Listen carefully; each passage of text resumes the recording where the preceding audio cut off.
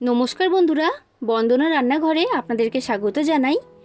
আজ আমি আপনাদের সাথে সেদ্ধ ডিম আর পেঁয়াজ দিয়ে তৈরি একদম নতুন ধরনের নতুন স্বাদের একটা রেসিপি শেয়ার করছি। এটা খুবই মুচমুচে আর মুখরোচক স্বাদের খেতে হয়। খুবই কম সময়ের মধ্যে ঝটপট এটা আপনারা বানিয়ে ফেলতে পারবেন। তাহলে বন্ধুরা, আপনারা ভিডিওটা পুরোটা দেখতে থাকুন। আশা করছি আপনাদের সকলের রেসিপিটা খুবই ভালো লাগবে। আর আপনারা যদি আমার চ্যানেলে নতুন এসে থাকেন তাহলে আমার চ্যানেলটা সাবস্ক্রাইব করার জন্য অনুরোধ রইল। এই রেসিপিটা তৈরি করার জন্য আমি এইখানে নিয়েছি 3টে বড় সাইজের পেঁয়াজ। পেঁয়াজটাকে এইরকম সরু সরু আর লম্বা করে কেটে নিয়েছি। পেঁয়াজের বেরেস্তা তৈরি করার সময় যেভাবে পেঁয়াজ কাটা হয় ঠিক সেই রকমভাবেই আমি এখানে পেঁয়াজটাকে কেটে নিয়েছি। এবার এই পেঁয়াজের মধ্যে আমি দিয়ে দিচ্ছি কাঁচা লঙ্কা কুচি। আমি এইখানে 3টে কাঁচা লঙ্কা দিয়েছি। এরপর আমি এর মধ্যে দিয়ে দিচ্ছি রসুন কুচি। 8 থেকে 10টা রসুনের কোয়াকে এইরকম ছোট ছোট টুকরো করে কেটে আমি দিয়েছি।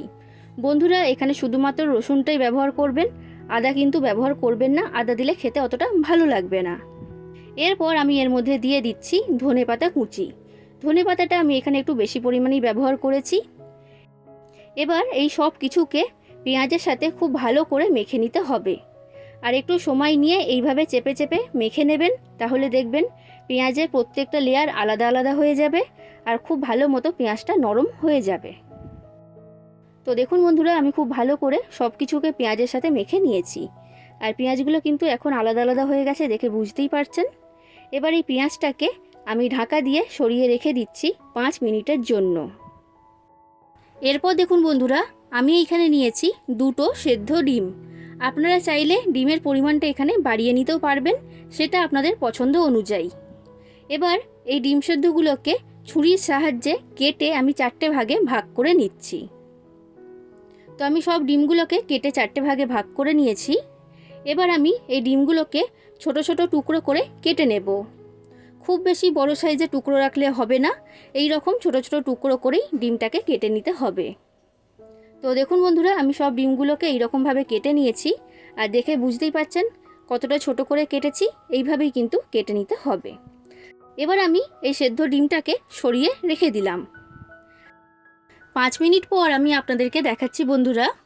পেঁয়াজটা এখন আগের তুলনায় অনেকটাই নরম হয়ে গেছে। এবার আমি পেঁয়াজের মধ্যে দিয়ে দিচ্ছি ছোট চামচের হাফ চামচের মতো জোয়ান।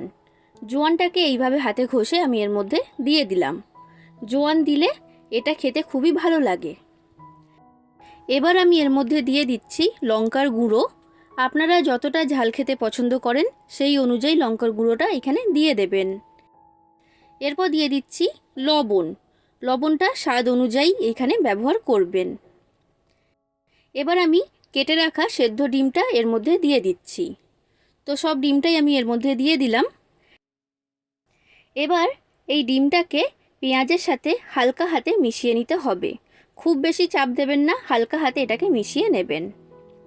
তো দেখুন বন্ধুরা, ডিম আর পেঁয়াজটাকে ভালো করে আমি মিশিয়ে নিয়েছি। এরপর দেখুন বন্ধুরা, আমি এইখানে নিয়েছি বড় চামচের 5 চামচ বেসন। এবার এই বেসনটা অল্প অল্প করে আমি এর মধ্যে দিয়ে দেব।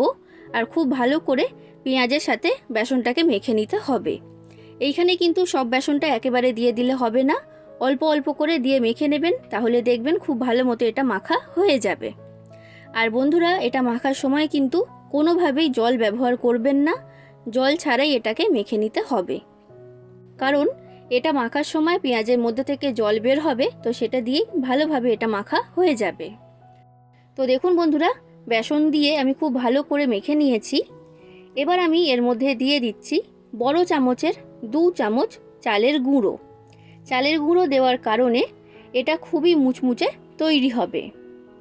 এবার চালের গুঁড়োটাকে দিয়ে আমি ভালো করে একবার মেখে নিচ্ছি। এটা খুব বেশি পাতলা তৈরি করলে কিন্তু হবে না, এই রকম শক্ত করেই তৈরি করতে হবে। বন্ধুরা, আপনাদের যদি এই রেসিপিটা ভালো লাগে তাহলে অবশ্যই লাইক করে দেবেন, যতটা সম্ভব ততটা শেয়ার করে দেবেন।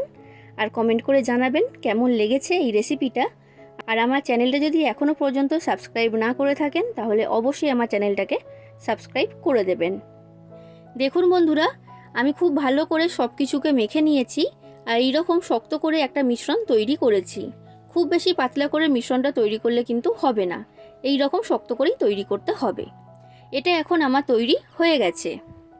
আমি হাতটাকে ভালো করে পরিষ্কার করে নিয়েছি। এবার আমি হাতের মধ্যে লাগিয়ে নিলাম সামান্য পরিমাণ সাদা তেল। তেলটাকে ভালো করে হাতের মধ্যে লাগিয়ে নিতে হবে। এবার কিছুটা পরিমাণ এই পেঁয়াজ আর ডিমের মিশ্রণ আমি হাতের মধ্যে নিয়ে নিচ্ছি, আর এটাকে এইভাবে গোল আকারে তৈরি করে নিচ্ছি। হাতের মধ্যে যদি তেল লাগিয়ে নেওয়া হয় তাহলে ডিম আর পেঁয়াজের এই মিশ্রণটা হাতের মধ্যে আটকিয়ে যাবে না। তো দেখুন বন্ধুরা, এই রকম ছোট ছোট বল আকারে এটাকে তৈরি করে নিতে হবে। বন্ধুরা, এই রেসিপিটার নাম হচ্ছে ডিম পেঁয়াজের পকোড়া। তো এবার এই ডিম পেঁয়াজের পকোড়াগুলোকে আমি ভেজে নেব। তার জন্য গ্যাসের মধ্যে কড়াইতে সাদা তেল গরম হতে বসিয়ে দিয়েছিলাম। তেলটাকে ভালো করে আমি গরম করে নিয়েছি। এবার এই গরম তেলের মধ্যে ডিম পেঁয়াজের পকোড়াগুলোকে একটা একটা করে ছেড়ে দিচ্ছি। যে কটা কড়ার মধ্যে ধরবে সে কটাই দিয়ে দেবেন, খুব বেশি দেবেন না, তাহলে এগুলো ভাজার সময় ভেঙে যেতে পারে। এবার গ্যাসের ফ্লেমটা লো ফ্লেম থেকে মিডিয়াম ফ্লেমে রেখে এইগুলোকে ভেজে নিতে হবে। আর মাঝে মাঝে এইভাবে উল্টে পাল্টে দেবেন, তাহলে দেখবেন খুব ভালো মতো সব দিকগুলো ভাজা হবে আর খুবই মুচমুচে তৈরি হবে।